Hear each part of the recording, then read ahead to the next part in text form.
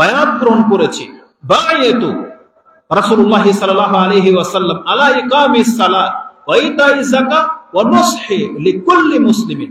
এটা ইমাম মুসলিম তার ঈমানের অধ্যায়ে হাদিস এনেছেন যে আমি বায়াত গ্রহণ করেছি, রাসূলের সাথে ওয়াদা করেছি যে আমি মুসলিম হলাম, অবশ্যই আমি 5 ওয়াক্ত সালাত আদায় করব, আমার টাকা হলো অবশ্যই আমি যাকাত দেব, আর আমি ওয়াদা করতেছি ইয়া রাসূলুল্লাহ আপনার সাথে আমি প্রত্যেকটা মুসলিমের জন্য কল্যাণকামী হব, আমি কোনো মুসলিমের ক্ষতি চাইব না। আমরা কেন এটা বায়াত করি না আল্লাহর সাথে এবং রাসূলের সাথে? আপনি কেন নিয়ত করেন না যে আল্লাহ কাল আমার সকাল হবে আমি কোনো মুসলিমের সাথে কোনো বেয়াদবি করব না, আমার সকাল হবে আমি কোনো মুসলিমকে লাঞ্ছিত করব না? এটা করলে কি হবে জানেন? শয়তান আপনাকে দ্বারা ভুল করিয়ে ফেলতে পারে, কিন্তু আপনি যখনই কোনো একটা ভালো কাজের নিয়ত করবেন, সারাদিন আপনি করতে পারেন কি না পারেন কোনো গ্যারান্টি নাই, কিন্তু ভালো কাজের নিয়ত করে নিলে রেজাল্ট কি জানেন? রাসূল বলেছেন ফামান হাম্মা বিহাসানাতিন ফালাম ইয়ামালহা কাতাবাহা আল্লাহু লাহু ইনদাহু হাসানাতান কামিলা। যেটা আমলনামায় লেখা হবে না। এজন্য আল্লাহ সুবহানাহু ওয়া তাআলা প্রত্যেকটা ব্যক্তির মুসলিমের ভালো সৎ নিয়ত থাকলে আপনি যখন নিয়ত করে নেবেন, কাজ করেন আর না করেন, ওই কাজটা করলে যত নেকি হতো নিয়ত করার সময় আল্লাহ তার কাছে ওই আমলের পুরো নেকিটা লিখে রাখেন। বুঝেন কথা? ধরেন আপনি হজে যাবেন, এমনি নিয়ত করেছেন আল্লাহ আমি হজে যাব অমুক বছর যদি সমর্থ রাখি, আপনার হজ যখন করবেন তখন নেকি। আজকে নিয়ত করেছেন না, আজকে আল্লাহ আপনার আমলনামার মধ্যে একটা হজের পূর্ণ নেকি লিখে দিবেন। তো অনেক বড় ব্যাপার, কারণ নিয়ত মানুষকে ভালো করে। এজন্য ভালো হওয়ার নিয়ত করেন, আল্লাহ আপনাকে রাস্তা দেখাবেন। কিন্তু যেই ব্যক্তির অন্তরের মধ্যে সততাই নাই, দেখবেন যেই পোলাপান ওর পড়ার নিয়তে নেই, ও বলছে আমি পড়তাম না, ওর বাপ মাকে কি বলে আমি পড়ালেখা করব না। ওর বাপ মা যদি আরো ভালো স্কুলে আরো ভালো টিচার যদি রাখে না, তারপর ওর মুখ দিয়ে একটা কথাও বের করতে পারবে না, একটা পড়াও বের করতে পারবে না, কারণ ওর নিয়তই নেই। আমাদের চরিত্র হয়ে গেছে এমন, আজকে আমরা মুসলিমরা ভালো হইতেই চাই না। আমরা মনে করি যে আমাদের হাতে হয়তো অনেক সময় আছে, আরো কিছুদিন দুষ্টামি ফাজলামি জীবনটাকে লাইফটাকে একটু উপভোগ করে নিই, তারপরে বাপদাদার বয়স যখন পাবো তখন হয়তো আমরা তওবা করে নিব। এটা আজকে অধিকাংশ মানুষের মেন্টালিটি। বা অধিকাংশ মানুষ ইহুদি নাসারাদের পথে চলতে চলতে আমরা ভুলে যাচ্ছি যেই কোনো সময় মৃত্যু চলে আসতে পারে, যেই কোনো সময় আল্লাহর কাছে আমাদেরকে দাঁড়াইতে হইতে পারে, পরকালে যে আমাদেরকে দাঁড়াইতে হবে এই কথাটা আজকে আমরা ভুলে গেছি বিদায় আমরা রাসূলুল্লাহ সাল্লাল্লাহু আলাইহি ওয়াসাল্লামকে উসওয়ায়ে হাসানা উত্তম আদর্শ হিসেবে নিতে পারতেছি না। আমাদের চুলের স্টাইল একরকম, প্যান্ট পোশাকের স্টাইল একরকম, কথাবার্তা বলার ঢং আরেক রকম। আপনি দেখেন না, সেলুনে গেলে কিছু ছবি আপনি দেখতে পাবেন, স্টাইল যারা করে, কোন স্টাইলের চুল আপনি কাটবেন ওই স্টাইলের মাথা দেওয়া আছে বিভিন্ন ব্যক্তিদের। আপনি মুসলিম হিসেবে কি বলতে পারবেন এই মাথাগুলা কাদের? এটা আবু বকর, এটা ওমর, এটা উসমান, এটা আলী, বলতে পারবেন? এটা তাদের ছবি? কাদের ছবি? এটা কি আমাদের মুসলিমদের কোন হিরোর ছবি? কার ছবি? আপনি হয় কোন একজন খেলোয়াড়ের ছবি দেখাই দিবেন যে আমার চুলটা এমন করে দেন, না কোন একটা গায়ক, না কোন একটা নায়ক, ইহুদি নাসারা কোন একটা মডেলের ছবি আপনি দেখাইতেছেন যে আমার চুলটা এমন করে দেন, অথচ আপনি মুসলমান ঘরের সন্তান। মানে আপনার ওই ঝালাসে তৈরি হয় না। আর আমি যে মুসলিম এই কথাটা আমরা ভুলে গেছি, যে একজন মুসলিমের মেন্টালিটি কেমন হওয়া উচিত, যে আমি কেন ইহুদি নাসারাদের পেছনে চলবো। রাসূলুল্লাহ সাল্লাল্লাহু আলাইহি ওয়াসাল্লাম সাহাবায়ে কেরামদেরকে এমন মুসলিম তৈরি করেছিলেন, রাসূলুল্লাহ সাল্লাল্লাহু আলাইহি ওয়াসাল্লাম এক সময় বলেছিলেন লাতাত্তাবিউন্না সানানা মান কানা ক্বাবলাকুম শিবরান বিশিবরিন যিরাআ বিযিরাই, যে অবশ্যই আমার উম্মত তোমরা একটা সময় তোমাদের পূর্বের জাতির অনুসরণে ফিরে যাবে, ওরা যা করবে তোমরা তা করবে, আধা হাত বা আধা হাত, তো ওরা একা তোমরা একা, সমান সমান, মানে জোতার এপিট ওপিট একই রকম, ডান বা সমান একই রকম দেখতে, তোমাদের চরিত্র হয়ে যাবে তাদের মতো। সাহাবায়ে কেরামরা আশ্চর্য হয়ে বলতেছেন যে রাসূল কথাটা কি বললেন, তার মানে আমরা আমাদের পূর্বে জাতির অনুসরণ করবো, মানে ইয়া রাসূলুল্লাহ আও ইয়াহুদি ওয়ান নাসারা, আমরা মুসলিমরা ইহুদি নাসারাদের অনুসরণ করব? রাসূল বলতেন ফামান, তাহলে আর কাদের? বাস্তব কি মিল নাই এখন? আপনি কি বাস্তবতার সাথে মিল পান না যে আমাদের সন্তানগুলোর চেহারা কাদের মতো হয়ে যাচ্ছে, ওদের পোশাক আশাক, ওদের এই যে বিহেভিয়ার, ওদের যে এই যে রিলেশনশিপ, এটা কাদের মতো? ইসলাম কি এটাকে প্রমোট করে? ইসলাম প্রমোট করে যে আপনি বিয়ে না করে একাধিক প্রেম করবেন? এটা ইসলাম প্রমোট করে?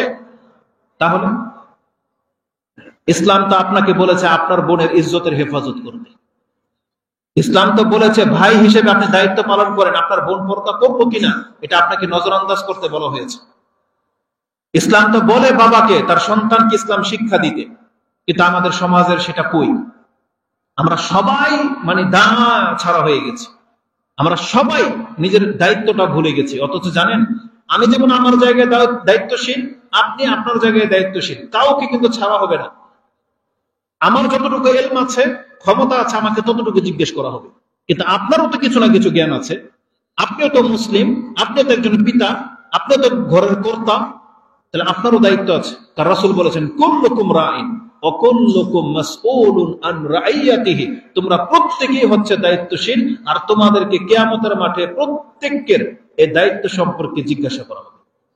যেমন একজন পুরুষকে জিজ্ঞেস করা হবে তার পরিবার সম্পর্কে, তেমনি একজন মহিলাকে জিজ্ঞেস করা হবে তার ঘরের সে কোনো খেয়ানত করেছে কিনা, তার স্বামীর আনুগত্য করেছিল কিনা, তার স্বামীর সম্পদ এবং সন্তানের প্রতি ইনসাফ করেছিল কিনা, এটা প্রত্যেকটা মহিলাকে জিজ্ঞাসা করা হবে। তাহলে আমরা সবাই সবার পক্ষ থেকে দায়িত্বশীল। এজন্য ইসলাম এটা আল্লাহর একটা নিয়ামত, এটা আল্লাহর একটা দায়িত্ব যে আমাদের উপরে দেওয়া হয়েছে, আমানত। আল্লাহ সুবহানাহু ওয়া তাআলা আমানত বলেছেন যে এই আমানতটা আমি যদি পাহাড়ের উপরে দিতাম, চেয়েছিলেন আল্লাহ সুবহানাহু ওয়া তাআলা, কিন্তু পাহাড়, আকাশ, জমিন অস্বীকার করেছে। আবা ইয়াহমিলনাহা ওয়া আশফাকনা মিনহা, আল্লাহ বলেছেন তারা অস্বীকার করেছে এবং অপারগতা স্বীকার করেছে যে আল্লাহ এই দায়িত্ব আমরা বহন করতে পারবো না। ওয়া হামালাহাল ইনসান, কিন্তু এই দায়িত্ব, এই আমানত মানুষ গ্রহণ করেছে। এটা আমাদের চরিত্র যে আমরা অন্যের আমানত খুব স্বাচ্ছন্দ্যের সাথে গ্রহণ করি, অথচ আমানত কিন্তু অনেক ভারী জিনিস। দেখা যাবে যে আপনাকে দায়িত্ব দেওয়াই হচ্ছে না আর আপনি চেয়ে নিচ্ছেন। যেমন আমাদের সমাজের যারা ইলেকশন করে ভোট চেয়ে নেয়, আপনি কি জানেন এটা আমানত? এটা, এই দায়িত্বটা একটা আমানত। আর আমাদের দেশে তো চেয়ে নেয় না, কম্পিটিশন করে দায়িত্ব নেওয়ার জন্য। অথচ রাসূল বলেছেন একজন প্রকৃত মুসলিমের এটা উচিতই না যে সে দায়িত্ব চেয়ে নেবে, বরং তাকে যদি দেওয়া হয় তাহলে সে যেন দায়িত্বটা পালন করে, তাহলে আল্লাহর পক্ষ থেকে তাকে সাহায্য করা হবে। কিন্তু যেই ব্যক্তি দায়িত্ব চেয়ে নেয়, আল্লাহ সুবহানাহু ওয়া তাআলা তার কাছ থেকে সরে যান, বলে তোর দায়িত্ব তুই পুরো করে দেখা। যার ফলে অধিকাংশ মানুষ দায়িত্ব চেয়ে নিয়ে পুরা করে না, খেয়ানতকারী প্রমাণিত হয়, দুর্নীতিবাজ প্রমাণিত হয়। অথচ ইসলাম আমাদেরকে দায়িত্ব চেয়ে নিতে শেখায় নেই। যদি আপনাকে দেওয়া হয় তাহলে আপনি গ্রহণ করার চেষ্টা করেন, পারলে দূরে থাকেন। ইমাম আবু হানিফা রাহিমাহুল্লাহকে প্রধান বিচারপতি করতে চেয়েছিলেন, তিনি নেন নাই। তার না নেওয়ার কারণে তাকে জেলে বন্দী করা হয়েছে, তারপরেও তিনি ক্ষমতা নেন নাই। আর ওই ক্ষমতা পাওয়ার জন্য আমরা ইলেকশন করি টাকা দিয়ে। কি মনে করেন? টাকা দিয়ে ভোট কিনে সে ওই দায়িত্ব নিতে চায়। অথচ আমাদের ইমামগণ তারা দায়িত্ব নেননি, কারণ জানে যে এই দায়িত্ব নিলে মানুষকে সন্তুষ্ট করা যাবে না। আর মানুষকে সন্তুষ্ট না করলে যদি আমি আল্লাহকে সন্তুষ্ট করি, তাহলে মানুষ আমাকে ছুঁড়ে ফেলে দেবে। আর মানুষকে সন্তুষ্ট করার জন্য যদি আমি ক্ষমতায় টিকে থাকি, তাহলে আমার রব অসন্তুষ্ট হয়ে যাবে। এটা এত বড় সেন্সিটিভ একটা জিনিস, কিন্তু আমরা সেগুলো বুঝি না। তো এই ইসলাম এটা হচ্ছে একটা আমানত, আমাদের উপর আল্লাহ সুবহানাহু ওয়া তাআলা ছেড়েছেন, কিন্তু আমরা ইসলামের একবারে 12টা বাজিয়ে দিয়েছি। আমাদের সমাজে 90% মুসলিম হওয়া সত্ত্বে একজনও হিন্দু আপনার আমাকে দেখে এখন পর্যন্ত ইসলাম গ্রহণ করেনি। আপনার আমার চরিত্র দেখে একজন হিন্দু ইসলাম গ্রহণ করে না, কারণ তারা বলে, তারা মনে হয় মুসলমানদের চাইতে আরো বেশি ভালো ওরা নিজেদেরকে মনে করে। আর এটা কিন্তু হিন্দু বলে নেই, বুঝেন? বাংলাদেশের হিন্দুরা মুসলিমদের চাইতে ভালো, এই কথাটা হিন্দু বলে নাই, কিন্তু আপনি বলছেন। আপনি কখন বলেন আপনি জানেন? ওই যখন আপনাকে বলা হবে না হিন্দুর দোকানের মিষ্টি খায়েন না, তখন আপনি কি বলবেন জানেন? মুসলমানরা দুর্নীতিবাজ, মুসলিমের দোকানের মিষ্টি ভালো না, ভেজাল করে। তাহলে আপনি কি প্রমাণ করতে চাইলেন? তার মানে মুসলিমরা দুর্নীতিবাজ, এই জন্য হিন্দু আপনার কাছে ভালো, এটাই না প্রমাণ করতে চাইলেন? কেন এরকম চরিত্র হয়েছে আমাদের? কেন? আপনার একই দোকান, মুসলিমের দোকান, আপনি এর থেকে নিচ্ছেন না কেন? বলতেছেন ও দুর্নীতি করে, ওর মিষ্টির মান ভালো না, ওর মিঠাই ভালো না, ওর দই ভালো না, আপনি চাচ্ছেন হিন্দুর দোকান থেকে খাইতে। তার মানে কি প্রমাণ করতে চাইলেন? এটাই না প্রমাণ করতে চাইলেন যে মুসলিমের দুর্নীতিবাজ ও চোর বাটপার। তাহলে আমরাই প্রমাণ করে দিচ্ছি, তাহলে ওরা আমাদের ইসলাম কিভাবে গ্রহণ করবে? আমাদের মা বোনরা মুসলিমরা ডেলিভারি করাবে, ওই হিন্দু, তাও পুরুষ ডাক্তার, আবার হিন্দু। কি চরিত্র তাদের? কেন এমন হয়েছে? আজকে আমরা নিজেরাই নিজেদেরকে লাঞ্ছিতের দিকে ঠেলে দিয়েছি। অথচ আল্লাহ সুবহানাহু ওয়া তাআলা আমাদেরকে সম্মানিত করেছিলেন ইসলাম দিয়ে, বলেছিলেন মুসলিমরাই হচ্ছে শ্রেষ্ঠ। আল্লাহ বলেছেন ওমান আহসানু কাওলাম মিম্মান দাআ ইলাল্লাহ ওয়া আমিলা সালিহান ওয়া ক্বালা ইন্নানি মিনাল মুসলিমিন। যেই ব্যক্তি নিজেকে মুসলিম দাবি করে, সৎ কাজ করে এবং মানুষকে আল্লাহর দিকে ডাকে, ওর চাইতে উত্তম এই পৃথিবীতে আর কেউ হতে পারে না। কিন্তু আমরা সেই উত্তম হতে চাই না, আমরা আমাদের মতো করে চলতে চাই। এটা মোটেও কাম্য নয়। এজন্য আমি আমাদের মুসলিম ভাইদেরকে বলবো, দেখেন কোরআন হাদিস নাজিল হয়েছে বহুদিন হয়ে গেছে, 1400 বছর হয়ে গেছে, কিন্তু আপনি আর আমি তওবা করতেছি না, আমাদের আমলগুলোকে শুধরাচ্ছি না। কেন? আল্লাহ সুবহানাহু ওয়া তাআলা কি আমাদেরকে সৃষ্টি করেছেন হিসাব নেবেন না? আফাহাসিবান নাস আইয়ুতরাকু, মানুষ কি ভেবে নিয়েছে যে আমি তাকে ছেড়ে দেব? এটা হইতে পারে না। আল্লাহ সুবহানাহু ওয়া তাআলা আমাদেরকে পরীক্ষা করতেছেন, এবং আল্লাহ সুবহানাহু ওয়া তাআলা কি বলেছেন যে প্রত্যেকে মরবে, কুল্লু নাফসিন যায়িকাতুল মউত।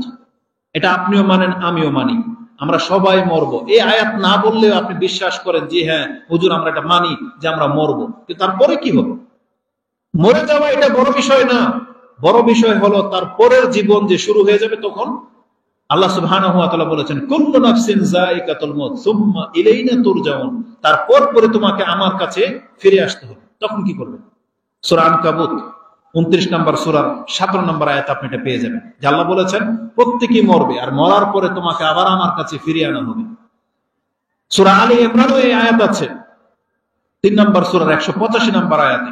তাতে আল্লাহ বলেছেন কুল্লু নাফসিন যায়িকাতুল মউত ওয়া ইন্নামা তুওয়াফাউনা উজুরাকুম ইয়াওমাল কিয়ামাহ, তারপরে তোমাকে কিয়ামতের মাঠে তোমাকে পরিপূর্ণ বদলা দেওয়ার জন্য আমার কাছে উঠিয়ে নিয়ে আসা হবে।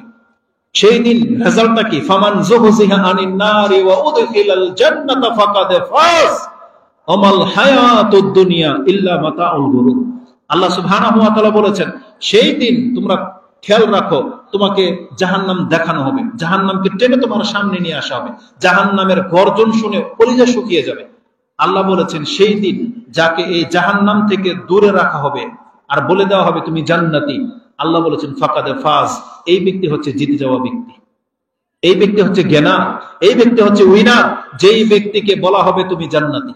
কি মনে করেন? আল্লাহ বলেছেন ওমা হায়াতুদ দুনিয়া ইল্লা মাতাউল গুরুর, আর এই দুনিয়ার জীবনটা সামান্য কয়েকদিনের ভোগের বস্তু বান্দা। আপনি দেখতে পান না আমেরিকাতে যে কি অবস্থা হয়েছে, এখন আগুন লেগে যাচ্ছে, এক সাইড জ্বলে পুড়ে মানে সারখার হয়ে যাচ্ছে। আমাদের কত শিক্ষা নিতে হবে। এরাও তো মানুষ, ধরেন পাপী মরে যাবে, আমরাও যদি পাপ করে মরে যাই তাহলে আমাদের রেজাল্টটা কি হবে? মরবো তো আমরা সবাই। এই জন্য আল্লাহ সুবহানাহু ওয়া তাআলা বলেছেন যেই ব্যক্তি আল্লাহ এবং পরকালে বিশ্বাসী তার চরিত্র কখনো এরকম হইতে পারে না। একজন ইমানদার কখনোই কাফের মুশরিকদের মতো হইতে পারে না। আপনি কি জানেন পৃথিবীতে 2 শ্রেণীর মানুষ বাস করে? এক শ্রেণী তারা বলতো ইন হিয়া ইল্লা হায়াতুনাদ দুনিয়া নামুতু ওয়া নাহইয়া ওয়া মা নাহনু বিমাবউসিন। এই কাফেররা বলতো এই যে দুনিয়া আমরা পেয়ে গেছি, এখানে আমরা বেঁচে আছি, মরে যাব, হাড় হাড্ডি হয়ে যাবে, ডাইং হয়ে যাবে, পাস হয়ে যাবে, আমাদের হাড্ডিগুলো একবারে গলে মাটির সাথে মিশে যাবে, ওয়া মা নাহনু বিমাবউসিন, আমরা পরকালে উত্থিত হব না। এটা কাফেরদের বিশ্বাস যে পরকাল বলে কিছু নাই, যেটা আপনি সূরা মুমিনুন 23 নম্বর সূরা 34, 35, 36 এই আয়াতগুলোতে পড়েন, এই কাফেরদের উক্তি পেয়ে যাবেন। কিন্তু একজন মুসলিমের বিশ্বাস কি? আমরা কেউ মরে গেলে কি বলি? ইন্না লিল্লাহি ওয়া ইন্না ইলাইহি রাজিউন। তার মানে কি? আমরা সবাই তো আল্লাহর পক্ষ থেকে এসেছি, আবার আল্লাহর কাছে আমাদেরকে ফিরে যেতে হবে। তাহলে এটা যদি আমাদের বিশ্বাস হয়, তাহলে একজন বলতেছে যে মরার পরে আবার জীবন আছে, আরেকজন বলতেছে আর কোনো জীবন নাই। তাহলে 2 ব্যক্তির বিশ্বাসে কি পার্থক্য নাই? বলেন কত পার্থক্য? আকাশ পাতাল, আকাশ পাতাল পার্থক্য। একজন বলতেছে যে মরার পরে কোনো জীবন নাই, আরেকজন বলতেছে হ্যাঁ অবশ্যই মরার পরে জীবন আছে, পরকাল আছে। তাহলে এই 2 ব্যক্তির বিশ্বাস যখন 2 রকম, তাহলে আমল কেন একরকম? আমল কেন একরকম? তাদের পোশাক আশাক একরকম, চেহারা একরকম, কথাবার্তা একরকম, খাদ্য একরকম, জীবন স্টাইল একরকম, কেন? অথচ দুজনের বিশ্বাস ভিন্ন। এটা কখনই হওয়ার না। অবশ্যই আপনার বিশ্বাস আপনাকে পরিবর্তন আনতে হবে, কারণ বিশ্বাস যদি আপনাকে পরিবর্তন না ঘটায়, পৃথিবীর কোন শক্তি আপনার পরিবর্তন ঘটাইতে পারবে না, কোন প্রশাসন দিয়ে আপনার চরিত্র ঠিক করতে পারবে না। শুধুমাত্র আপনার প্রতি আল্লাহ এবং পরকালের বিশ্বাস আপনাকে সোজা করতে পারবে। এই জন্য দেখবেন কোরআনের সবচেয়ে সেন্সিটিভ কথাগুলা এই দুইটা বিশ্বাসের উপর আল্লাহ ব্যক্ত করেছেন। মান কানা ইউমিনু বিল্লাহি ওয়াল ইয়াউমিল আখির।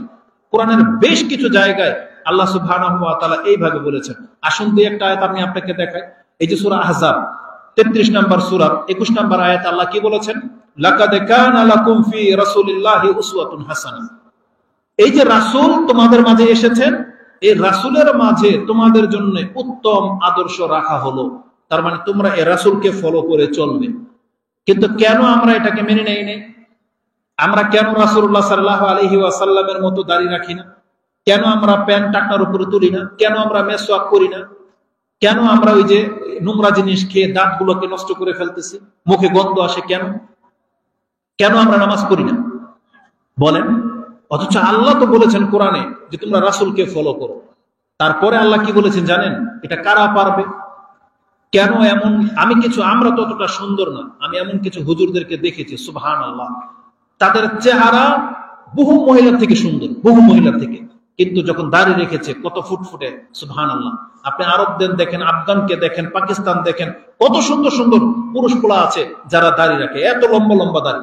আমি যখন মদিনা ভার্সিটির একটা মসজিদে ভিজিট করতে গিয়েছিলাম, ওখানে নামাজ পড়েছে, সুবহানাল্লাহ, এক এক দেশের ছেলে, ইয়ং বয়সের ছেলেগুলা, যাদের বয়স মাত্র 17 থেকে 25-এর মধ্যে, 30-35, সর্বোচ্চ 30, এর বেশি হবে না, সব তার নিচে। এক একটা ছেলের এত টল ফিগার, এত হ্যান্ডসাম, একদম স্লিম, আমাদের মতো পেট বেরিয়ে যায় নাই, টল ফিগার, এবং দাড়ি নাভি পর্যন্ত ছেয়ে গেছে। কি মনে করেন আপনি? দেখলে আপনার অন্তর ভরে যাবে যে আলহামদুলিল্লাহ আমাদের মুসলিম যুবক দেখতে কত চমৎকার। তারা যখন নামাজে পাশাপাশি ধারায়, একদম স্তব্ধ মসজিদ, কোনো শোরগোল নাই, যেভাবে রাসূলুল্লাহ সাল্লাল্লাহু আলাইহি ওয়াসাল্লামের শিক্ষা পাচ্ছে ঠিক ওইভাবে আমল করার চেষ্টা করে। তাদেরকে দেখলে আপনার মন ভরে যাবে যে পৃথিবীতে ইসলাম পালন করার মতো এখন এরকম যুবকরা আছে। এত সুন্দর হওয়া সত্ত্বেও তারা দাঁড়ি রেখেছে, তার স্মার্টনেস তো কমে যায়নি, কমে তো যায়নি তার রূপ। আপনি কি জানেন পৃথিবীতে আল্লাহ সুবহানাহু ওয়া তাআলা মহিলাদের চেয়ে পুরুষদেরকে বেশি সুন্দর করে বানিয়েছেন? এটা মান আমার সাথে একমত? আমি আপনাকে দলিল দেব, এই যে আপনাদের মাথায় ঢোকে না এই কথা। এই পৃথিবীতে আল্লাহ সুবহানাহু ওয়া তাআলা যত সুন্দর মহিলাকে আপনি নিয়ে নেন, আল্লাহ এই মহিলার চেয়ে পুরুষকে বেশি সুন্দর করে বানিয়েছে। দলিল লাগবে আপনার? তার মধ্যে একজন হচ্ছেন আমাদের নবী মুহাম্মদুর রাসূলুল্লাহ সাল্লাল্লাহু আলাইহি ওয়াসাল্লাম। তার সম্পর্কে আয়েশা রাদিয়াল্লাহু তাআলা কি বলেছিলেন জানেন? আরে যারা ইউসুফ আলাইহিস সালামকে দেখে হাত কেটে ফেলেছিল, আমার নবীকে দেখলে তারা কি করত? এই ভাষা ব্যক্ত করেছেন যে তারা যদি মুহাম্মদ সাল্লাল্লাহু আলাইহি ওয়াসাল্লামকে দেখতো তাহলে তারা কি করত? তার মানে তার দৃষ্টিকোণ থেকে রাসূলুল্লাহ সাল্লাল্লাহু আলাইহি ওয়াসাল্লাম ছিলেন অত্যন্ত সুন্দর। সাহাবায়ে কেরামরা তারা বলতেন যে রাসূল সাল্লাল্লাহু আলাইহি ওয়াসাল্লাম যখন ঘেমে যাইতেন তখন আমরা তার চেহারার দিকে তাকাতাম, এবং আমরা পূর্ণিমার চাঁদের দিকেও তাকিয়েছি, আমাদের কাছে রাসূলুল্লাহ সাল্লাল্লাহু আলাইহি ওয়াসাল্লামের চেহারা বেশি উজ্জ্বল মনে হয়েছে। আপনি বলবেন হয়তো আমাদের রাসূল হয়তো সুন্দর, আমরা মানতেই হবে, এটি ইমানের দাবি। হ্যাঁ, বাস্তবিক রাসূল সাল্লাল্লাহু আলাইহি ওয়াসাল্লাম অনেক সুন্দর, তারপরও যেটা বর্ণনাতে আসছে সেটা তো মানবেন। আপনি তো জানেন ইউসুফ আলাইহিস সালামের সৌন্দর্য তার প্রশংসা করা হয়নি কোরআনে? যাকে দেখে সেই মহিলারা বলেছিল মা হাশা লিল্লাহ মা হাযা বাশারা, এমনটাই বলেছিলেন যে সে কোনো মানুষ হইতে পারে না, ইন্নাহু মালাকুন কারীম। আয়াতটা আমি ভুলে গেছি, কোরআনে সূরা ইউসুফের মধ্যে আছে। দেখে বলেছিল যে এটা কোনো মানুষ হইতে পারে না, এটা তো হচ্ছে মালাকুন কারীম, এটা সম্মানিত ফেরেশতা হবে। তাকে দেখে অবাক হয়ে হাত কেটে ফেলেছিল। তার চাইতেও বেশি সুন্দর ছিল দাউদ আলাইহিস সালাম, যেটা হয়তো আপনি কোরআন থেকে পান না, কিন্তু জেনে নেন এটার বর্ণনা তিরমিজিতে, ইবনে মাজাতে, আবু দাউদে রয়েছে। সেই হাদিস আপনি পেয়ে যাবেন, যখন আদম আলাইহিস সালামকে আল্লাহ সৃষ্টি করলেন এবং তার পিঠ থেকে সমস্ত সন্তানকে তার সামনে পেশ করলেন এবং বললেন এটা আপনি এবং এগুলো সব আপনার সন্তান, এবং এদের মধ্যে কে জান্নাতে কে জাহান্নামে ফাইনাল হয়ে আছে।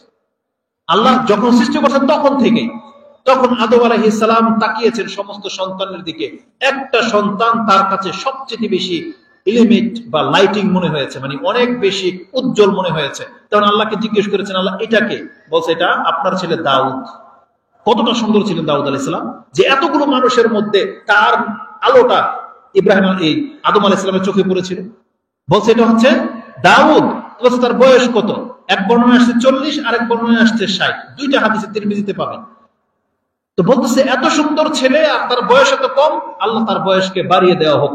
আল্লাহ বলছে না, আমার পক্ষ থেকে যখন কোনো ফয়সালা হয়ে যায় এটা তাই থাকে, আর বাড়বে না। তখন বলেছেন তাহলে আমার বয়স থেকে আমার সন্তানকে কিছু বয়স দিয়ে দেওয়া হোক। তখন বলছে তাহলে এটা কিন্তু ফাইনাল হয়ে যায়। বলছে ঠিক আছে ফাইনাল। তখন তার থেকে আরো কিছু বয়স নিয়ে তার 100 বছর পুরা করা হয়েছে দাউদ আলাইহিস সালামের। তো আদম আলাইহিস সালাম থেকে 40 অথবা 60 বয়স যখন নেওয়া হয়েছে, তখন আদম আলাইহিস সালামের কাছে যখন মালাকুল মউত এসেছে, তখন বলতেছে আপনার বয়স শেষ। তখন আদম আলাইহিস সালাম বলেছিলেন না, আমার এখনো বয়স বাকি আছে। তখন বলছে আপনি ভুলে গেছেন, আলমে আরো হাতে আপনি আপনার সন্তানকে এই বয়স দিয়েছিলেন। তখন বলছে না, আমার মনে নাই।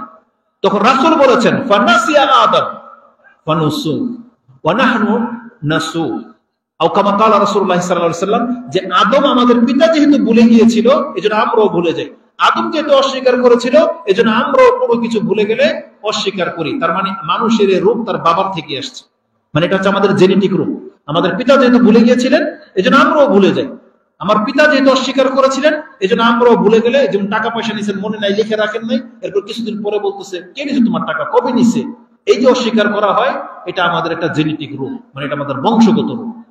তো ওই হাদিসের মধ্যে পাওয়া যায় যে দাউদ আলাইহিস সালাম ছিলেন অত্যন্ত সুন্দর। তাহলে ইউসুফ আলাইহিস সালাম, দাউদ আলাইহিস সালাম, এবং আপনাকে এটাও বলে দিই ইউসুফ আলাইহিস সালাম শুধু একা নয়, তার প্রত্যেকটা ভাই অত্যন্ত সুন্দর ছিলেন।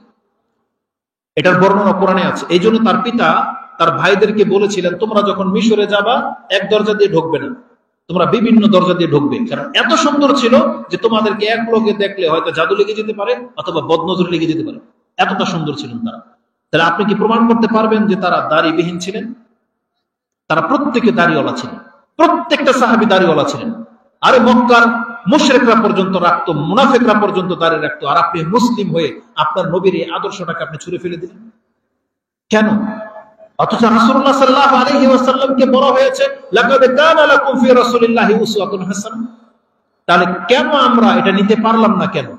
কারা নিতে পারবে না? কারা পারলো?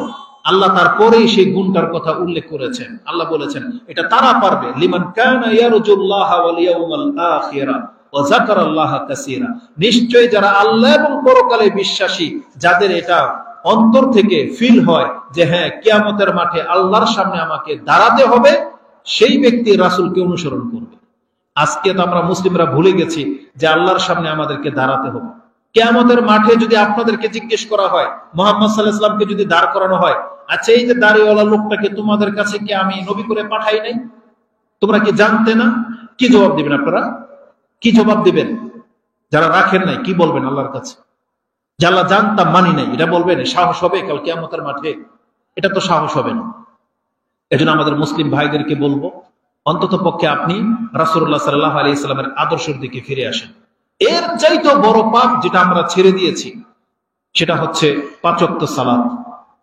আজকে আমাদের হুজুরদের উপর আক্ষেপ হয়, কারণ যদিও হুজুররা বাধ্য, আপনার মসজিদের বেতন পায়, ইমামতি করে, আপনি মরে গেলে আপনি নেতা, আপনার সন্তানের জানাজা দাফন কাফন তাকে করতেই হবে। এই জন্য বেচারা বাধ্য হয়ে এই বেনামাজিদের জানাজা পড়ে, বাধ্য হয়ে বেনামাজিদেরকে দাফন কাফন করে, কিন্তু আপনি হক রাখেন না। কেন হক রাখেন না জানেন? এই যে আমরা যে বাধ্য হয়ে আপনাকে কবরে রাখতেছি আর বলতেছি না বিসমিল্লাহি ওয়া আলা মিল্লাতি রাসূলিল্লাহ, এটা একটা নাইনসাফি কথা। নাইনসাফি কথা এটা এই জন্য নাইনসাফি কথা, কারণ আপনি রাসূলের মিল্লাতের উপরে ছিলেনই না, আপনি রাসূল সাল্লাল্লাহু আলাইহি ওয়াসাল্লামের আদর্শের উপরে ছিলেনই না, কিন্তু আমরা জোর করে কবরে আল্লাহর কাছে দিচ্ছি বিসমিল্লাহি ওয়া আলা মিল্লাতি রাসূলিল্লাহ, কিন্তু আপনি রাসূল সাল্লাল্লাহু আলাইহি ওয়াসাল্লামের জীবনের শেষ ইচ্ছাটাকে পর্যন্ত আপনি প্রত্যাখ্যান করেছেন। আরে মানুষ হিসেবে, একটা ভদ্রলোক হিসেবে সে তার বাবার অথবা তার বড় ভাইয়ের শেষ কথাটাকে প্রাধান্য দেয়। শেষ কথাটাকে কি প্রাধান্য দেয়? শেষ ইচ্ছাটাকে পুরা করে। যদি বলে তোর এই ভাইটাকে দেখে রাখিস, তোর এই বোনদের সাথে খারাপ আচরণ করিস না, বা বলে অমুক জমিটা তোর বোনদেরকে দিয়ে দিস, তোরা এটা নেস, তখন আপনি কিন্তু এটা মানার চেষ্টা করেন। বা মৃত্যুর পূর্ব মুহূর্তে কিছু খেতে চেয়েছিল, আপনি না খাওয়াইতে পারলে আপনার কত পেরেশানি মনে হয়। এটা যদি হয় আপনার বাবার ভাইয়ের সাথে আচরণ, আপনার নবীর শেষ ইচ্ছাটা কি আপনি জানেন? রাসূলুল্লাহ সাল্লাল্লাহু আলাইহি ওয়াসাল্লাম যখন ইন্তেকাল করবেন তার পূর্ব মুহূর্তে, একবারে কিঞ্চিত পূর্ব মুহূর্তে, ইমাম আবু দাউদ সে হাদিস কোট করেছেন। আলী রাদিয়াল্লাহু তাআলা তিনি বলেন কানা আখিরু কালামি রাসূলিল্লাহ সাল্লাল্লাহু আলাইহি ওয়াসাল্লাম as-সালাত as-সালাত ইত্তাকিল্লাহা ফীমা মালাকাত আইমানুকুম। তোমাদের নামাজকে হেফাজত করো এবং তোমরা তোমাদের দাস দাসীর মালিক হলে তাদের সাথে ইনসাফ করে চলবে। এটা ছিল রাসূল সাল্লাল্লাহু আলাইহি ওয়াসাল্লামের সর্বশেষ উপদেশ। কিন্তু মুসলিমরা যদি সত্যি রাসূল সাল্লাল্লাহু আলাইহি ওয়াসাল্লামকে ভালোবাসতো, যদি সত্যি রাসূল সাল্লাল্লাহু আলাইহি ওয়াসাল্লাম তার কাছে কোনো প্রাধান্য পাওয়া ব্যক্তি হতো, যদি সত্যি রাসূল সাল্লাল্লাহু আলাইহি ওয়াসাল্লামকে আপনি মহব্বত করেন, দাবি করেন, তাহলে আপনাকে তো রাসূলের এই শেষ ইচ্ছাটাকে তো গ্রহণ করা উচিত ছিল, যে আমার নবী মুহাম্মদ রাসূলুল্লাহ সাল্লাল্লাহু আলাইহি সাল্লাম তিনি জীবনের শেষ কথা বলে গেছেন যে তোমাদের নামাজকে ঠিক রাখো, কিন্তু আমরা করি না। আমাদের কথা বলে আমাদের চরিত্র ঠিক নাই ধরে নেন, আমরা হুজুররা একটা বলি, করি আর একটা, কিন্তু আমাদের নবী মুহাম্মদ সাল্লাল্লাহু আলাইহি ওয়াসাল্লাম কি করেছেন? আপনি কি প্রমাণ করতে পারবেন তিনি কোনো একদিন নামাজ ছেড়েছেন? প্রমাণ করতে পারবেন? বরং তার জীবনের শেষ মুহূর্ত বেহুশ হয়ে যাচ্ছেন, আবার জ্ঞান ফিরতেছেন, যখনই জ্ঞান ফিরেন তখন বলে আসসালাম নাস আসসালাম, নামাজটা কি হয়েছে? কি মনে করেন আপনি? রাসূল সাল্লাল্লাহু আলাইহি ওয়াসাল্লাম সর্বশেষ ওয়াজাদা ফি নাফসিহি খিফা, তিনি যখন একটু হালকা অনুভব করলেন, হাদা বাইনা রাজুলাইন, তিনি দুইজনের কাঁধে ভর করে দাঁড়াতে চাইলেন কিন্তু পারলেন না, তাকে টেনে তোলা হলো। আয়েশা রাদিয়াল্লাহু তাআলা আনহা বলেন তাকে তার ঘর থেকে মিম্বর পর্যন্ত নিয়ে যাওয়া হয়েছে, আর রাসূল সাল্লাল্লাহু আলাইহি ওয়াসাল্লামের কদম মোবারক জমিনের মধ্যে দাগ হয়ে থেকে গেছে। ট্রেন লাইন যেমন দাগ হয়ে গেছে, ঠিক রাসূলের পায়ের চিহ্নটা ঘর থেকে মিম্বর পর্যন্ত এভাবে দাগ হয়ে গিয়েছিল, আমি সেই দাগ এখন পর্যন্ত চোখে দেখতে পাচ্ছি। এটা আয়েশা রাদিয়াল্লাহু তাআলা আনহা তিনি বলেন যে রাসূলকে সর্বশেষ নামাজ তাকে নিয়ে মিম্বরের পাশে আবু বকরের পাশে বসিয়ে দেওয়া হয়েছে। তিনি তার জীবনের শেষ নামাজ পুরা করেছেন। কেন? কারণ তিনি আল্লাহর বান্দা ছিলেন। কারণ আল্লাহ মুহাম্মদুর রাসূলুল্লাহ সাল্লাল্লাহু আলাইহি ওয়াসাল্লামকে বলেছেন ওয়াবুদু রাব্বাকা হাত্তা ইয়াতিয়াকাল ইয়াকিন, হে নবী আপনি আপনার জীবন থাকা সত্ত্বে আপনার রবের ইবাদত করে যান। আর রাসূল সাল্লাল্লাহু আলাইহি ওয়াসাল্লাম সেটা করে দেখিয়েছেন। আমরা তার উম্মাহ, আমরা নিজেদেরকে মুসলিম বলে দাবি করি, তাহলে আমাদের নবীর এই শেষ কথাটাকে আমরা মানছি না কেন? আপনি কি জানেন আমাদের একজন সাহাবা আব্দুল্লাহ ইবনে মাসউদ, বিচক্ষণ সাহাবীদের মধ্যে একজন, মুফাসসিরে কোরআন, তিনি কি বলতেন? তিনি উপদেশ দিতে গিয়ে বলতেন ইয়া আইয়ুহান নাস মান সাররাহু আইয়ালকাল্লাহা গাদান মুসলিমান ফালিউহাফিজ আলা হাউলাইস সালাওয়াতিল খামস, যেই ব্যক্তি এটা আশা করো যে কালকে তুমি আল্লাহর সাথে সাক্ষাৎ করবে মুসলিম চেহারা নিয়ে, মুসলিম হয়ে, তাহলে তোমাদের প্রত্যেকের জন্য এই 5 ওয়াক্ত নামাজকে হেফাজত করা লাজিম হয়ে গেছে। 5 ওয়াক্ত নামাজকে হেফাজত না করলে আপনি মুসলিম হয়ে আল্লাহর সাথে সাক্ষাৎ করতে পারবেন না। এই জন্য এই কথাগুলোকে গুরুত্বের সাথে আপনাকে নিতে হবে। তো আল্লাহ সুবহানাহু ওয়া তাআলা এই ইসলাম আমাদেরকে দিয়েছেন মানার জন্য। এই ইসলাম আমাদের নাজাতের পথ দেখায়। কোরআনে আল্লাহ সুবহানাহু ওয়া তাআলা একটা আয়াত বলেছেন, যেটা বলে দিয়ে আমরা আমাদের বক্তব্যকে সংক্ষিপ্ত করে ফেলবো। আল্লাহ সুবহানাহু ওয়া তাআলা সূরা জুমার 39 নম্বর সূরা 22 নম্বর আয়াতে বলেছেন আফামান শারাহাল্লাহু সাদরাহু লিল ইসলাম ফাহুয়া আলা নূরিম মির রাব্বিহি, যেই ব্যক্তিকে আল্লাহর পক্ষ থেকে তার বক্ষের ভিতরে ইসলামটাকে প্রশস্ত করে দিয়েছেন, মানে যেই ব্যক্তি তার অন্তর থেকে ইসলামটাকে অ্যাকসেপ্ট করে নিতে পারলো, ইসলামটাকে তার কাছে বড় কিছু মনে হয়, এই ব্যক্তি কি ওই ব্যক্তির মতো যেই ব্যক্তির অন্তর সংকীর্ণ, যে ব্যক্তি ইসলামে গ্রহণ করতে পারলো না? না, বরং আল্লাহ বলেছেন এই ব্যক্তি আল্লাহর পক্ষ থেকে একটা নূর প্রাপ্ত হয়েছে। তার মানে আমরা প্রত্যেকটা মুসলিম আল্লাহর পক্ষ থেকে একটা নূর, আলো প্রাপ্ত হয়েছি, যেটা কোনো কাফের পায়নি, কোনো মুনাফিক পায়নি। আপনি কি জানেন আলো আর অন্ধকারের বৈশিষ্ট্য কি? এই আলোগুলো যদি এখন নিভে যায়, আমাকে দেখতে পাবেন? বলেন, আমি দেখতে পাবো আপনাদেরকে? তাহলে আলো যদি না থাকে তাহলে কি মানুষ কি হয়ে যায়? অন্ধ হয়ে যায়। মানুষ অন্ধ হয়ে যায়। কিন্তু যার কাছে আলো আছে সেই ব্যক্তি প্রকাশ্য দেখতে পায়। আমাদের রব আল্লাহ সুবহানাহু ওয়া তাআলা তিনি 7 আকাশের উপরে আরশে আজিমের উপরে আছেন। বিজ্ঞানী কাফেররা এখন পর্যন্ত প্রথম আকাশ খুঁজে পায়নি। আপনি এদিকে তাকান, আপনি কথা বোঝেন? কোনো সাড়া নাই। আপনি কথা শোনেন? তাহলে এইদিকে শুনেন, কারণ আমি কাদের সাথে কথা বলতেছি আমার বুঝে আসতেছে না। আমি দেখতে পাচ্ছি আপনাদের ইন্টেনশন অন্যদিকে। আমি কি বলেছি এখন বলেন তো দেখি? আমার মনে হয় না যে আপনি জবাব দিতে পারবেন, কারণ আপনার চিন্তা অন্য কিছু। আমি জানি নাকি এটা আমার ব্যর্থতা, হয়তো আমার ভাষা এর চেয়ে সুন্দর না যেটা আপনি হয়তো চাচ্ছেন, বা আমার ভাষা হয়তো কেরালা ভাষা, হয়তো আপনি বোঝেনি না আমি কি সেন্টেন্স ব্যবহার করতেছি। এমনটা কি কোনো বিষয়? সবাই বোঝেন আমার ভাষা? কিন্তু আপনাদের জবাব শুনে আমি আশ্চর্য হয়ে যাচ্ছি, মানে আপনাদের জবান দিয়ে কোনো কিছু বের হচ্ছে না। আচ্ছা, একবার আল্লাহর জন্য তাকবীর বলেন তো, তাকবীর। আমি যত জোরে বলেছি, এতগুলো মানুষ যদি এক লোকে বলতেন, এটা তো কাঁপতো। লিল্লাহি তাকবীর। তাহলে কথা বোঝেন, তার মানে স্পিকার ঠিক আছে। এরপরে শেখ চলে আসছে, কি কেউ কথা বলবে? আচ্ছা, তো কতক্ষণ সময় আছে আমার? আচ্ছা, বলবেন। আমি ভাবছি যে হয়তো কেউ চলে আসছে বা আমাকে ছাড়তে হবে। কয়টা বাজে এখন?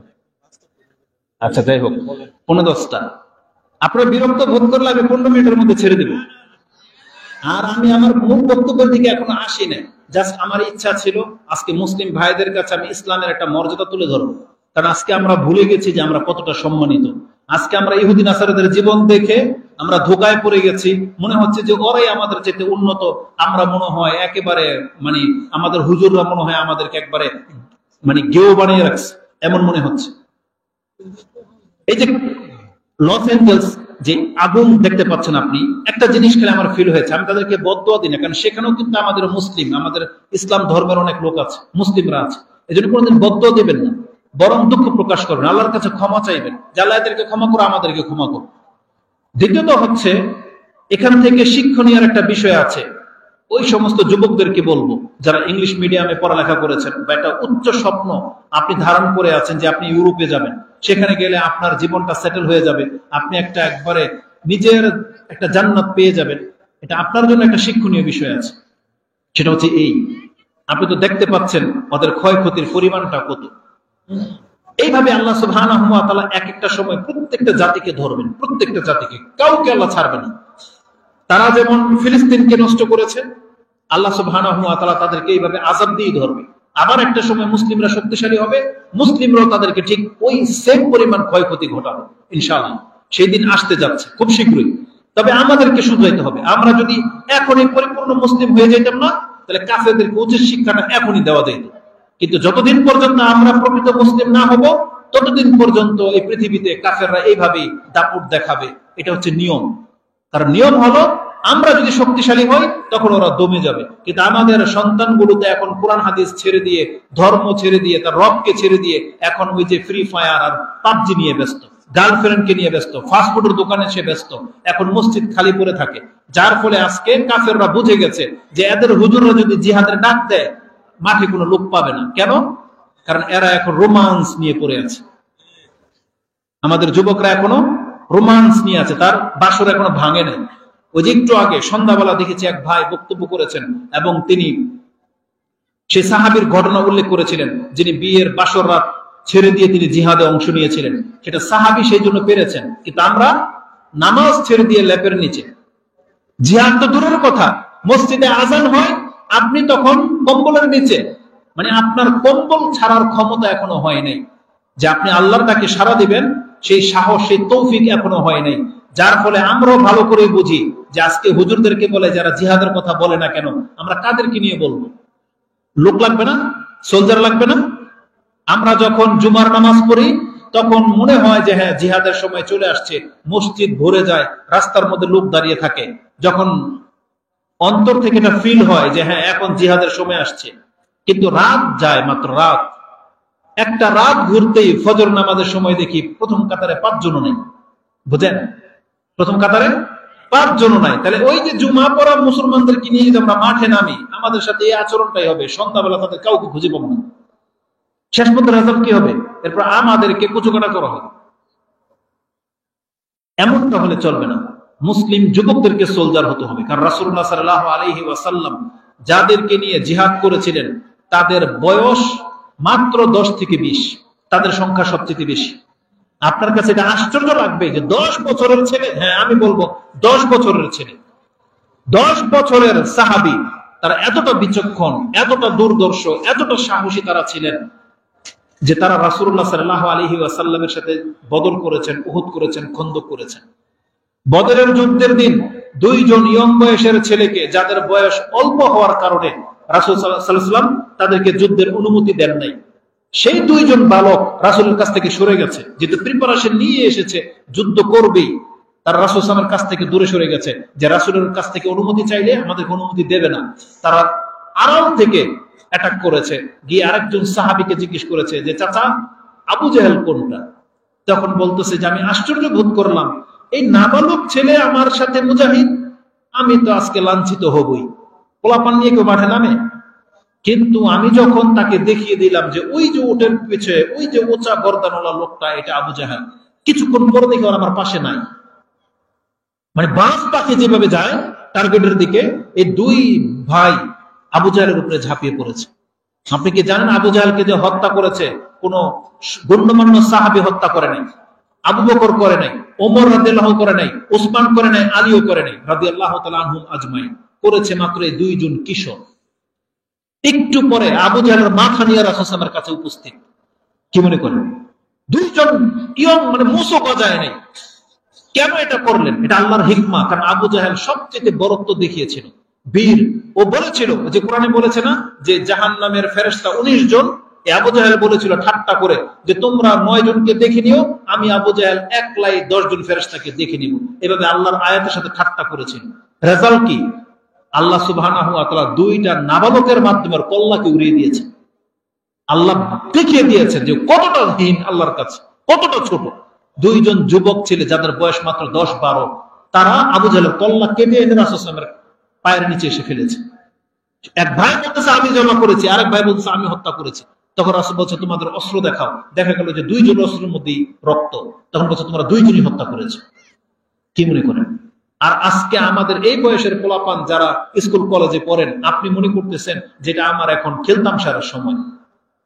আপনি বাসা থেকে একটা ব্যাগ কাঁধে করে নিয়ে পানির বোতল নিয়ে বেরিয়ে গেলেন কলেজের নামে, স্কুলের নামে। আপনার বাবা গাদার মতন খেটে আপনার স্কুলের ফিস, কলেজের ফিস, আপনার টিফিনের টাকা সব দেয়, আর আপনি একটা ক্লাস করে গার্লফ্রেন্ডকে নিয়ে আপনি দুনিয়া চয়ে দেন। এটা হচ্ছে আপনার চরিত্র। এইভাবে 30 বছর আপনি পার করে দিচ্ছেন। আপনি নাকি এখন পর্যন্ত নিজের পায়ে দাঁড়ানি নেই, তো আপনি আপনার পায়ে দাঁড়াবেন কবে? আবার কিছু পোলাপান আছে খুব বেশি মানে ইসলাম বুঝে গেছে, হুজুরদের বক্তব্য শুনে নাক দিয়ে দুধ পরে 18 বছর হয়ে গেছে, অনর বিয়ের ফাল উঠে গেছে, ওগুলো বিয়ে করবে। আমার বাপ মা আমাদেরকে বিয়ে করায় না। আরে বেটা, তুই 10 টাকা ইনকাম করার তৌফিক হয় না, তোর বাপ মা তোকে বিয়ে করাবে মানে? তাহলে আমাদের যুবকরা যারা বড় হচ্ছেন, আপনার তো একটা স্বপ্ন আছে, আপনার ফ্যামিলি হবে, তাহলে আপনি আপনার কর্মক্ষমতার দিকে ঝোঁকেন না কেন? এই ক্রিকেট খেলা, ক্যারাম বোর্ড খেলা দাঁড়িয়ে দাঁড়িয়ে দেখা, এটা আপনার আমার কাজ, এটা আমাদের কাজ। রাসূলুল্লাহ সাল্লাল্লাহু আলাইহি ওয়াসাল্লাম বলেছেন মিন হুসনিল মারইল ইসলাম তারকুহু মা লা ইয়ানি। একজন ব্যক্তির উত্তম মুসলিম হওয়ার জন্য এই একটা হাদিসে যথেষ্ট যে সেই ব্যক্তির উত্তম চরিত্র হওয়ার জন্য এটা সবচেয়ে বড় গুণ যে সে এমন কোনো কাজের সাথে জড়ায় না যেটা তার কোনো ফায়দা নেই। মুসলিম কোনোদিন আলফাল কাজে জড়াইতে পারে না। বলছে তারকুহু মা লা ইয়ানি, যে কাজের সাথে তার কোনো ফায়দা নাই, একজন মুসলিম জেনে শুনে সেই কাজে কোনোদিন পা বাড়াবে না, সেখানে গিয়ে বসে থাকবে না অযথায় মাঠের মধ্যে। আপনি ঘন্টার পর ঘন্টা বসে আছেন, আপনি মাছ ধরা দেখেন বসে বসে, আপনি ক্রিকেট খেলা দেখেন। আরে ক্রিকেট খেলা ওরা 12 ঘন্টায় স্টেডিয়ামে খেলে, আপনার কি ফায়দা? টিকিট কেটে আপনি স্টেডিয়ামে ক্রিকেট খেলা দেখতেছেন। আপনাকে আল্লাহ এই কাজের জন্য সৃষ্টি করেছে, এটার জন্য আপনি জবাব দেবেন আল্লাহ সুবহানাহু ওয়া তাআলার কাছে। এটার জন্য আপনাকে সৃষ্টি করা হয়নি, বরং আল্লাহ সুবহানাহু ওয়া তাআলা ওই যে সূরা ফুরকানের আয়াত বলেছিলাম, দয়াময়ের বান্দাদের গুণ কি? যারা মিথ্যার সাক্ষী দেয় না। তারপর আল্লাহ বলেছেন লা ইয়াশহাদুনা যুর ওয়া ইযা মাররু বিল্লাগwi মাররু কিরামা। দয়াময়ের বান্দা যারা হবে তারা মিথ্যার ক্রিয়াকলাপের সাথে অংশ নেয় না, আর যখনই কোনো লাগো আজে বাজে কাজ হতে দেখে সে তার সম্মান বাঁচিয়ে সেই জায়গা প্রস্থান করে, সেই জায়গা ছেড়ে চলে যায়। এই গুণ যাদের, আল্লাহ বলেছেন কিয়ামতের মাঠে এরাই ক্ষমা পাবে। কিন্তু আজকে আমরা অধিকাংশ মানুষ আমরা আমাদের সময়গুলোকে একবার বরবাদ করে দিচ্ছি। আজান হয়ে যাচ্ছে, আপনি মসজিদে আসেন না, নামাজ পড়েন, আপনি ক্রিকেট খেলায় ব্যস্ত, লুডো খেলায়, ক্যারাম বোর্ড খেলা, এগুলো খেলা। কিয়ামতের মাঠে এগুলোর শাস্তি খুব কঠিন হবে। আপনি কত কিছু ইসলামের লঙ্ঘন করতেছেন, কত কিছু, অথচ আল্লাহ সুবহানাহু ওয়া তাআলা এর জন্য আমাদেরকে সৃষ্টি করেন নাই। আল্লাহ সুবহানাহু ওয়া তাআলা আমাদেরকে দায়িত্ব দিয়ে সৃষ্টি করেছেন। আমাদেরকে সব সময় চিন্তা করতে হবে আমরা নাজাত কিভাবে পাবো। সাহাবায়ে কেরামরা সব সময় চিন্তায় থাকতেন কিভাবে জান্নাত পাওয়া যাবে, সুউচ্চ জান্নাতে কিভাবে যাওয়া যাবে। কিন্তু আমাদের সেই ইন্টেনশন নাই। আমরা আছি আমাদের মতো জীবন নিয়ে। না, মুসলিম ভাইদেরকে আমরা বলবো আপনি কোরআন সুন্নাহর দিকে ফিরে আসেন। আল্লাহ সুবহানাহু ওয়া তাআলা আমাদেরকে মুসলিম করে সৃষ্টি করেছেন। আপনি কি জানেন যে এই ইসলাম ছেড়ে দিয়ে বা ইসলামের নিয়ম নীতিতে আপনি না চলে কত বড় লস হবে, আপনার কত ক্ষতি হবে? কোরআনে আল্লাহ সুবহানাহু ওয়া তাআলা আমাদেরকে জানিয়ে দিয়েছেন সূরা আলে ইমরান 3 নম্বর সূরার 85 নম্বর আয়াত আপনি পেয়ে যাবেন। আল্লাহ বলেছেন, ওমাইয়াবতাগি গায়রাল ইসলামি দীনান ফালা ইউকবালা মিনহু ওয়া হুয়া ফিল আখিরাতি মিনাল খাসিরিন। নিশ্চয়ই যেই ব্যক্তি ইসলাম ছাড়া অন্য কোন ধর্মের দিকে ঝুঁকবে, ইয়াবতাগি মানে তার অন্তর থেকে সেটা চাইবে যে আমি এমনটা হব, আমার বিয়ে শাদী এমন ভাবে হবে। যেমন আমাদের হুজুররা কি শিখায় না, ইসলামের বিয়ে শাদী কি, একজন মেয়ের বাবা ছেলেকে বলবে এত টাকা মোহরানা বাবদ আমি তোমার কাছে আমার মেয়ে বিয়ে দিলাম, দুইজন সাক্ষী, বিয়ে হয়ে গেল। কিন্তু আপনি বলতেছেন আমি এটা নিব না। অমাইয়াবতাগি গায়রাল ইসলাম, আপনি চাচ্ছেন ইসলামের বাইরের কিছু। কি? আপনার বিয়েতে তালাই লাগবে, গায়ে হলুদ লাগবে, আপনার বিয়েতে রুই মাছ লাগে, বোয়াল মাছ লাগে, পাটা লাগে, পুতা লাগে, সরিষার তেল লাগে, দুবলা লাগে। এটি কেন লাগে? আপনার দুলাভাই লাগে আপনার ওয়াইফকে কোলে নেওয়ার জন্য। কেন এরকম? এগুলোর সাথে মুসলিমদের বিয়ের কি সম্পর্ক? বিয়ের কি সম্পর্ক এগুলোর সাথে আপনি বলেন? অথচ আল্লাহ সুবহানাহু ওয়া তাআলা বলে দিয়েছেন, ওমাইয়াবতাগি গায়রাল ইসলামি দীনান, যেই ব্যক্তি ইসলাম ছাড়া অন্য কোন ধর্ম তালাশ করবে, অন্য কোন রীতিনীতিতে চলবে, আল্লাহ বলেন ওর কাছ থেকে আমি কিচ্ছু গ্রহণ করব না। ওয়া হুয়া ফিল আখিরাতি মিনাল খাসিরিন, আর এই হবে কিয়ামতের মাঠে ক্ষতিগ্রস্ত একজন ব্যক্তি। কত বড় কঠিন কথা বলেছেন। ইমাম বুখারী রাহিমাহুল্লাহ হাদিস কোট করেছেন, রাসূল বলেছেন, সালাসাতুন আবগাদুন নাসি ইলাল্লাহি সালাসাতুন, 3 শ্রেণীর মানুষ আল্লাহর কাছে সবচেয়ে বেশি রাগান্বিত। যেই 3 শ্রেণীর মানুষের প্রতি আল্লাহ ঘৃণার নজরে দেখেন, অত্যন্ত রাগান্বিত আল্লাহ থাকেন। সেটা কি? মুলহিদুন ফিল হারাম, যারা হারাম এরিয়াতে বেদাত করে, হারাম এরিয়াতে পাপ করে। মক্কা মদিনায় হারাম হুদুদের ভিতরে যে ব্যক্তি পাপ করবেন, আপনি জেনে নেন এটা আপনার জন্য খুব কঠিন, মারাত্মক হবে। আমরা যেটা দেখেছি, সুবহানাল্লাহ, এই রমজান মাসে উমরার পর যেমনি ইফতারি শেষ হয়, হুদুদে হারামে আবু বকর রাদিয়াল্লাহু তাআলার বাড়ির যেটা মসজিদ বানানো হয়েছে, সেই সিঁড়ির মধ্যে বসে বসে ধুমসে সিগারেট চলতেই থাকে। আপনি একটু ভয় হয় না? যেটা হারাম এরিয়া, যেখানে নামাজ পড়লে আপনি 1 লাখ রাকাতের নেকি পাবেন আল্লাহর কাছ থেকে, যেই জায়গার কোনো একটা কিছু অন্যায় করা যায় না, আর সেখানে বসে বসে আপনি সিগারেট খান, এটা কি করে হতে পারে? সেখানে বসে বসে নামাজ চলতেছে, সম্ভবত এটা নাইজেরিয়ান বা সুদান বা সোমালিয়ার কোন একজন ব্যক্তিকে দেখেছি, তারাবি চলতেছে, নামাজ দাঁড়াইছি, ও বসে বসে মসজিদের ভিতরে গেমস খেলতেছে। এই ছেলেকে নিয়ে আপনি উমরায় আসছেন, কোন আদব কায়দা নেই। মুসলিমদেরকে বোঝা উচিত যে তারা কত ধ্বংসের দিকে ঠেলে যাচ্ছে। রাসূলুল্লাহ সাল্লাল্লাহু আলাইহি সাল্লাম বলেছেন, 3 শ্রেণীর মানুষ আল্লাহর কাছে সবচেয়ে বেশি রাগান্বিত। তার একটা হচ্ছে মুলহিদুন ফিল হারাম, যারা হারাম এরিয়াতে পাপ করে, আর তাবতাগি ফিল ইসলামি সুন্নাতুল জাহিলিয়া, যেই ব্যক্তিকে আল্লাহ ইসলাম দিয়ে সম্মানিত করলেন, আর এই ইসলামে থেকে আপনি জাহিলিয়াতের ডাক ডাকবেন, আপনি আবার ওই জাহিলিয়াতের জীবনের মতো চলতে চান, এই ব্যক্তি আল্লাহর কাছে সবচেয়ে বেশি রাগান্বিত। এই ব্যক্তি মাপ পাবে না যে ব্যক্তি ইসলামের মধ্যে আবার জাহিলিয়াতের মতো চলতে চান। আপনি জেনে নেন, প্রত্যেকটা পাপ এটা জাহিলিয়াতের যুগের পাপ, প্রত্যেকটা। যতগুলো পাপকে রাসূলুল্লাহ সাল্লাল্লাহু আলাইহি ওয়াসাল্লাম তিনি বলেছেন, কুল্লু আমরিল জাহিলিয়া তাহতা কাদামাইয়া মাউদুন। রাসূল বলেছেন, জাহিলিয়াতের যত রীতিনীতি আছে আমি মুহাম্মদ আমার পায়ের নিচে এটাকে রেখে দিলাম। বিদায় হজের ভাষণে রাসূলুল্লাহ সাল্লাল্লাহু আলাইহি ওয়াসাল্লাম এটা বলেছিলেন। কিন্তু আজকে অধিকাংশ মুসলিম দেখেন ওই জাহিলিয়াতের ডাক ডাকে, ওদের মতন পোশাক, ওদের মতো গায়ে অনুষ্ঠান, যে কোনো কিছুর ক্ষেত্রে ওদের মতো জীবনযাপন। কেন? আজকে আমরা মুসলিম হয়ে এমন কোন ধর্মের কোন অনুষ্ঠান বাকি নাই যেটা আমরা পালন না করি। 31st night, Valentine's day, birthday, Christmas day, marriage day, কত কি ডে আপনি আবিষ্কার করেছেন। আর মুসলিম, বাংলার মুসলিম এত সুবিধাবাদী মুসলিম, ও বৈশাখ পালন করে বাঙালি রূপ নিয়ে, বসন্ত হেমন্ত এগুলো পালন করে বাঙালির রূপ নিয়ে, 31st নাইট পালন করে ওই খ্রিস্টানদের কাছ থেকে নিয়ে, ক্রিসমাস ডে পালন করে ইহুদিদের কাছ থেকে নিয়ে, ভ্যালেন্টাইন্স ডে পালন করে ইহুদি নাসারাদের চরিত্র থেকে নিয়ে। তার মানে এই বাঙালি মুসলিম হয়ে এত সুবিধা ভোগকারী হয়ে গেছে যে বাঙালির রূপ নিয়ে একটা করে, মুসলমানের রূপ নিয়ে একটা করে, হিন্দুদের সাথে মিশে একটা করে, ইহুদি খ্রিস্টানদের সাথে মিশে যা খুশি তা করে। তারপর আপনার মুসলমান তো ঠিক থাকবে? আপনি এইভাবে মিশে যাবেন তাদের সাথে, তারপর আপনি বলবেন আমি মুসলিম। রাসূলুল্লাহ সাল্লাল্লাহু আলাইহি ওয়াসাল্লাম বলেছেন, যেই ব্যক্তি বিধর্মীদের যাদেরই সাদৃশ্য অবলম্বন করবে, কিয়ামতের মাঠে তাদের হয়ে উঠতে হবে আপনাকে। আপনি কি মনে করেন? এটা আবু দাউদ তার পোশাকের অধ্যায়ে এনেছেন যে মান তাশাব্বাহা বিকাউমিন ফাহুয়া মিনহুম, যেই ব্যক্তি অন্য কোন জাতির সাদৃশ্যতা ধরবে সে তাদের মতো হবে। এজন্য আমাদের মুসলিম ভাইদের জন্য আমি মনে করি এতটুকু কথা যথেষ্ট। আপনি কোরআন হাদিসের দিকে ফিরে আসেন। আপনি জেনে নেন যে কোনো সময়ে মৃত্যু কিন্তু আমাদের কাছে উপস্থিত হয়ে যাবে, যে কোনো সময়। অতএব আল্লাহর কাছে যেন আমরা মুসলিম হয়ে ফিরতে পারি, আমাদেরকে সেই পথ ধরতে হবে। আপনি কি জানেন আমাদের জন্য আল্লাহ সুবহানাহু ওয়া তাআলা জান্নাত সৃষ্টি করে রেখেছেন? আমাদেরকে জান্নাতের দিকে আসতে হবে। কোরআন এবং হাদিসে আমাদেরকে সবচেয়ে বেশি জান্নাতের দিকে দাওয়াত দেওয়া হয়েছে, কিন্তু আমরা অধিকাংশ মানুষ এই দুনিয়া নিয়ে ব্যস্ত। রাসূলুল্লাহ সাল্লাল্লাহু আলাইহি ওয়াসাল্লাম বলেছেন, ওয়াল্লাহি মা মাসালুদ দুনিয়া ফিল আখিরা ইল্লা মিসল মা ইয়াজআলু আহাদুকুম ইসবা'হু হাযিহি ফিল ইয়ামমি ফালিয়ানজুর বিমা তারজি। ইমাম মুসলিম তার জান্নাতের বর্ণনাতে এই হাদিস এনেছেন যে রাসূল বলেছেন, ওয়াল্লাহি আল্লাহর কসম করে বলতেছি, দুনিয়ার জীবনটা পরকালের তুলনায় এছাড়ার কিছুই না। কি? যে তোমাদের কোনো একজন ব্যক্তি, তুমি সমুদ্রের কিনারায় চলে যাও, তোমার এই আঙ্গুল অথবা এই আঙ্গুল তুমি সমুদ্রের পানিতে ডুবিয়ে দাও এবং বের করে নিয়ে আসো, দেখো তোমার আঙ্গুলের সাথে কতটা পানি উঠে আসে। কি মনে করেন জানেন?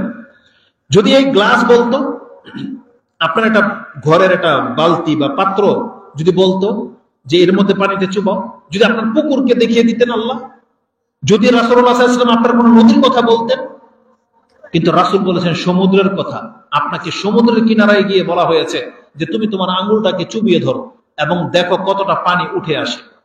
যেই পানিটা উঠে আসবে, এটা হলো আপনার দুনিয়ার সবচেয়ে বড় চাহিদা। যদি আল্লাহ আপনাকে এটা দিয়ে দেয়, তাহলে আপনি আল্লাহর কাছ থেকে কতটা নিলেন? শুধু এক ফোঁটা পানি।